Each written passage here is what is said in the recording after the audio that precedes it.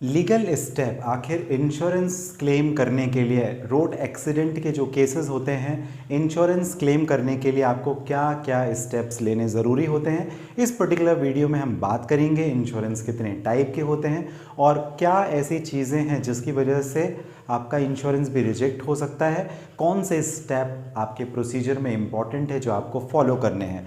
खासकर insurance claim या road accident से संबंधित मामलों में आप सभी ने शुरुआत अशोक पांडे के साथ लीगल एडवाइस में की है। इस पर्टिकुलर वीडियो में हम डिटेल में बात करने वाले हैं steps filing insurance claim in road accident cases. तो आपका विशेष तौर पर स्वागत है। शुरुआत जहां पर आप गाड़ी लेकर निकलते हैं, आपकी टू व्हीलर या आपकी फोर व्हीलर, और ऐसी कंडीशन में ना चाहते हुए भी आपकी गलती से या अनजाने में ही किसी का एक्सीडेंट हो जाता है। ऐसा एक्सीडेंट जहां पर मेजर एक्सीडेंट भी हो सकता है, जैसे किसी की डेथ हो जाना या किसी के हाथ पैर टूट जाने या गंभीर चोट आ जाना। ऐसी स्थिति में आपको क्या सारे लॉस कवर करने पड़ेंगे, आपको कोई सज़ा हो सकती है, आपको कोई फाइन देना पड़ सकता है, इन सारी चीज़ों को हम कवर करने वाले हैं। सबसे पहले मान लीजिए मैं गाड़ी से जा रहा हूँ, मैं घर से ऑफिस या कोर्ट के लिए निकलता हूँ। ऐसी स्थिति में मेरी कार के सामने कोई व्यक्ति आ जाता है और उससे एक्सीडेंट होने की वजह से उसके हाथ पैर टूट जाते हैं या उसकी जान चली जाती है। अब मुझे क्या करना है?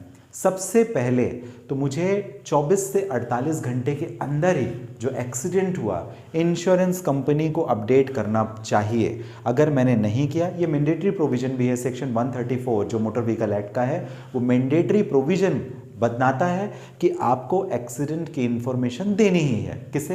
पुलिस स्टेशन में एफआईआर के जरिए या जो आपकी इंश्योरेंस कंपनी आपको नोटिफाई करना है। जैसे ही आप इंश्योरेंस कंपनी को नोटिफाई करेंगे, वो आपसे पूछे क्या आपने इस घटना की एफआईआर दर्ज की है या नहीं। तो मतलब क्या है, सबसे पहले हमें जिस भी पर्टिकुलर एरिया में एक्सीडेंट हुआ है वहाँ के नज़दीकी पुलिस स्टेशन को इन्फॉर्म करना है और हमें एफआईआर रजिस्टर करनी है। जिस भी पर्सन की या डेथ हो गई है उसकी इन्फॉर्मेशन देनी पड़ेगी, या अगर उसके हाथ पैर टूटे हैं या ऐसी स्थिति जहां गंभीर चोट आई है, आपको उसे हॉस्पिटल तक भी लेके जाना पड़ेगा। गुड सैमरिटन लॉ है जिसे सुप्रीम कोर्ट ने काफ़ी स्ट्रिक्ट गाइडलाइंस के साथ फॉलो किया। मतलब आप घबराइए मत, आप डरिए मत। अगर आपसे गलती से कोई एक्सीडेंट हो भी गया तो आपको हिट एंड रन के मामले ना बने, मतलब आपने किसी को मारा और भाग गए, ऐसी स्थिति ना बने, आपको उसको हॉस्पिटलाइज भी करना है। आप परेशान मत होइए तब जब आपकी गाड़ी का इंश्योरेंस है और नेग्लिजेंटली आप ड्राइव नहीं कर रहे थे। अब ऐसी स्थिति में पहला स्टेप तो ये हुआ कि आपको पुलिस स्टेशन को 24 घंटे के अंदर या तुरंत ही इन्फॉर्म करना चाहिए। जो इंश्योरेंस कंपनी है आपको उसे भी इन्फॉर्म करना चाहिए 24 से 48 घंटे के अंदर। तीसरी जो कंडीशन है, जहां पर भी एक्सीडेंट हुआ, आपके पास मोबाइल फ़ोन है, नहीं है तो किसी और के फ़ोन से आपको वहां का डॉक्यूमेंटेशन करना चाहिए। डॉक्यूमेंटेशन का क्या मतलब होता है? यानी एफआईआर तो ठीक, लेकिन उसके साथ ही वहाँ का जो एक्सीडेंट है आप कोशिश करें कि उसकी वीडियो क्लिपिंग रखें, आप उसकी फ़ोटोग्राफ रखें, आप उस वहाँ पे कौन कौन पर्सन प्रेजेंट थे उनकी भी आपके पास में डिटेल होनी चाहिए, जो बता सकें कि भाई आपकी गलती नहीं थी, उस समय पे अनजाने में ही एक्सीडेंट हुआ, या अपोजिट पर्सन जिसकी डेथ हुई उसकी गलती थी, या जिसे चोट लगी उसकी गलती थी, या जानवर कोई बीच में आ गया या किसी अनफॉर्चुनेट रीज़न की वजह से ऐसा एक्सीडेंट हुआ, वो बता सकें। इसकी वजह से आपको डॉक्यूमेंटेशन शॉर्ट में कर लेना चाहिए, ऐसा मैं आपको सजेशन देना चाहता हूँ।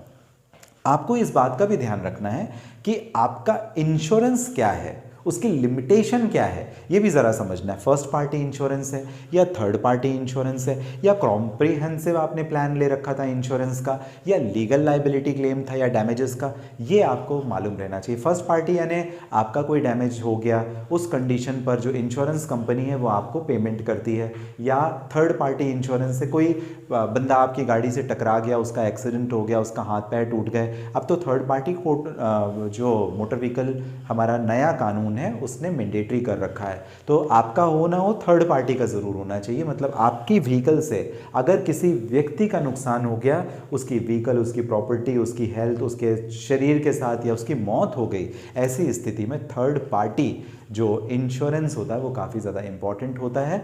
और कॉम्प्रिहेंसिव, जहाँ पर आपकी गाड़ी, आपकी टूट फूट, आपके बॉडली जो हार्म है वो किसी थर्ड पर्सन या कुछ भी, वो सारा का सारा कवर होता है। और लीगल लाइबिलिटी एक इंश्योरेंस होता है वो भी ज़रूर ध्यान दें। लीगल लायबिलिटी इंश्योरेंस मतलब इसमें जनरली ड्राइवर और जो ऑनर होता है वो कवर रहते हैं।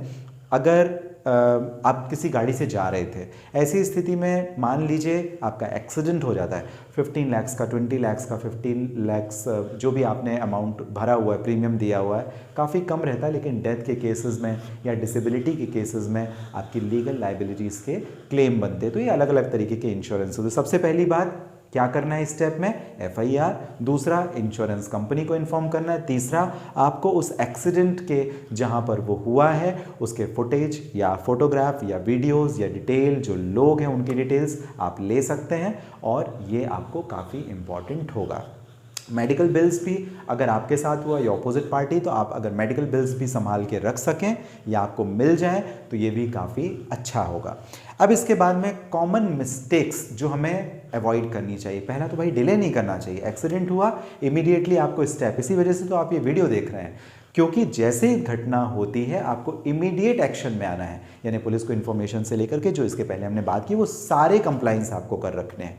इसके बाद आपका जो लिमिटेशन है उसमें ऐसा ना हो कि आप जो सर्वेयर आ रहा है, मान लीजिए वो डैमेजेस के लिए सर्वेयर आए कि भाई आपकी गाड़ी कितनी टूटी फूटी, आपने नेशनल किसी कंपनी का इंश्योरेंस लिया था या रिलायंस का लिया था या इफ्को टोक्यो का लिया था, किसी भी कंपनी का आपने इंश्योरेंस लिया, उस इंश्योरेंस कंपनी का जब सर्वेयर आता है आप उसे झूठी या आधी अधूरी जानकारी ना दें, मिसलीडिंग इन्फॉर्मेशन ना दें, नहीं तो आपका जो क्लेम है वो रिजेक्ट हो सकता है और आपके ऊपर वो सारे क्लेम बन सकते हैं। तो बेटर है आप प्रॉपर सजेस्ट करें और किसी पर्टिकुलर एडवाइज़र से भी आप इसके बारे में जानकारी ले सकते हैं। पॉलिसी को इग्नोर ना करें। ऐसा ना हो कि आपकी पॉलिसी एक्सपायर हो गई थी नवंबर मंथ में, एक्सीडेंट दिसंबर मंथ में हुआ और आप उसी पॉलिसी को लेकर के आप पहुंच जाए पुलिस स्टेशन, भाई आप फंस जाएंगे। आपका ऐसा नहीं होना चाहिए। पॉलिसी आपकी वैलिड होनी चाहिए, प्लान आपका वैलिड होना चाहिए, लिमिटेशन जो कवर है। अब एक पर्टिकुलर जजमेंट लेते हैं और ये जजमेंट है राजेश त्यागी वर्सेस जसबीर सिंह का 2018 का केस, जहां पर दिल्ली हाई कोर्ट ऑर्डर करती है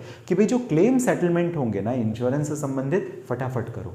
विक्टिम्स को देरी नहीं होनी चाहिए उसमें, जिसको हार्म हुआ है उसको इस पर देरी नहीं होनी चाहिए, क्योंकि हाथ पैर टूट गए या उसकी डेथ हो गई, अब आप उस पर भी देरी करेंगे साल, 2 साल, 3 साल, 5 साल का, तो ये गलत है। इसी वजह से जल्दी हो, इसके वजह से ये जो केस है राजेश त्यागी वर्सेस जसबीर सिंह 2018 का केस दिल्ली हाई कोर्ट का, वो काफ़ी इंपॉर्टेंट कि जल्दी इसे कंक्लूड करना है। तो ध्यान क्या रखना है, स्टेप सबसे पहले आपको इमीडिएटली पुलिस स्टेशन इन्फॉर्म करना है। दूसरा, इंश्योरेंस कंपनी को अपडेट करना है। तीसरा, FIR होने के बाद इंश्योरेंस पॉलिसी को जो कंपनी अपडेट करने के बाद उस पर्टिकुलर जगह पे आपको अपने खुद के वीडियो फुटेज या ऑडियो फुटेज या जो भी आप ले सकते हैं, फोटोग्राफ्स या एक्सीडेंटल साइट से रिलेटेड, मेडिकल बिल से रिलेटेड, ये सारी चीज़ें आपको रखनी है। जब कंपनी का सर्वेयर आता है इंस्पेक्शन के लिए तो आपको उसे जानकारी देनी है, एक्सीडेंट कैसे हुआ, किसकी गलती थी, नहीं थी, जो उसके सवाल हैं और उसकी आपको हेल्प करनी है। तो ये काफ़ी इम्पॉर्टेंट है, डरने घबराने की ज़रूरत नहीं है। इंश्योरेंस कंपनी अगर आपने प्रॉपर आपके जो प्रीमियम है वो पे किए हुए हैं और आपने जो प्लान है उसमें अगर आप आते हैं तो डेफिनेटली जो सारी की सारी रिस्पॉन्सिबिलिटी है वो इंश्योरेंस कंपनी की होगी, चाहे आपका कोई डैमेज हुआ या अपोजिट पार्टी का, थर्ड पार्टी का कोई डैमेज हुआ।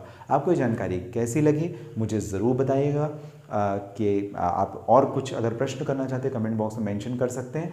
कई बार ऐसा होता है कि इंश्योरेंस कंपनी सब कुछ वैलिड होने के बाद में भी आपका इंश्योरेंस नहीं देती, क्लेम नहीं देती, या कोर्ट जो आपका क्लेम है वो रिजेक्ट कर देता है।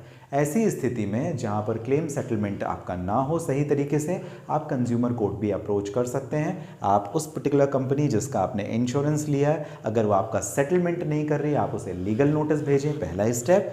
15 दिन का या 2 हफ्ते का टाइम देने के बाद में भी वो अगर आपका सेटलमेंट या क्लेम नहीं क्लियर करते, ऐसी स्थिति में आप कंज्यूमर कोर्ट में जाकर कंपनी के अगेंस्ट में, जो इंश्योरेंस कंपनी है उनके अगेंस्ट में भी केस फाइल कर सकते हैं।